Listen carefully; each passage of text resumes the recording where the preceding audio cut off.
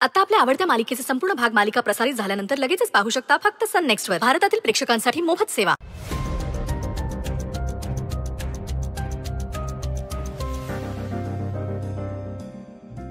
अगं बाई वंच, काय शिवणकाम चाललंय वाटतं.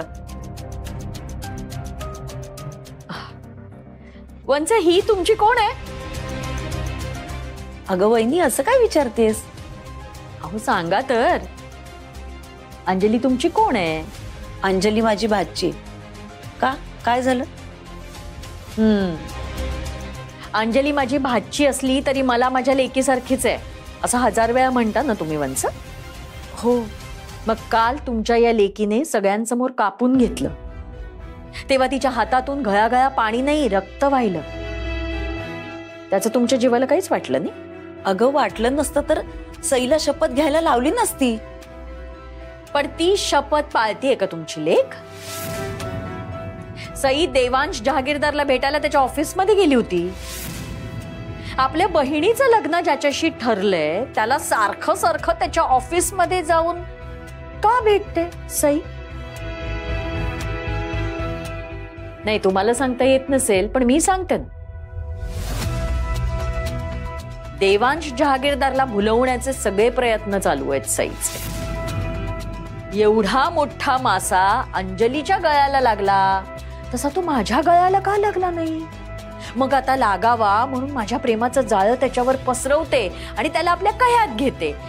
असे प्रयत्न चालू आहेत सईचे सध्या. वहिनी, वहिनी बास आता. माझ्या मुलीविरुद्ध असलं भलतं सलतं काही ऐकून घेणार नाही मी.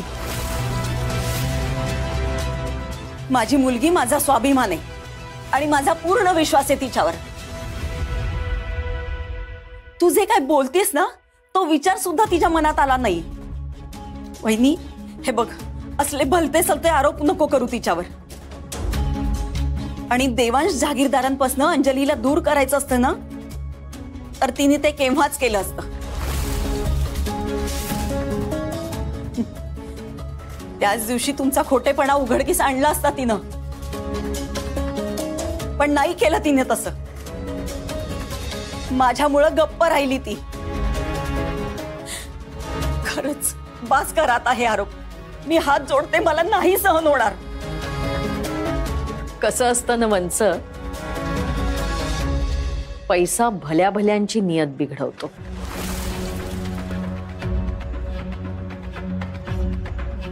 नाही, त्या दिवशी मारे सईने तुमच्या डोक्यावर हात ठेवून शपथ बिपत घेतली असेल, पण मग नंतर तुमच्या लक्षात आलं असेल ना की अरे बापरे, एवढा मोठा पैशाचा खजिना आपल्या हातातून गेला.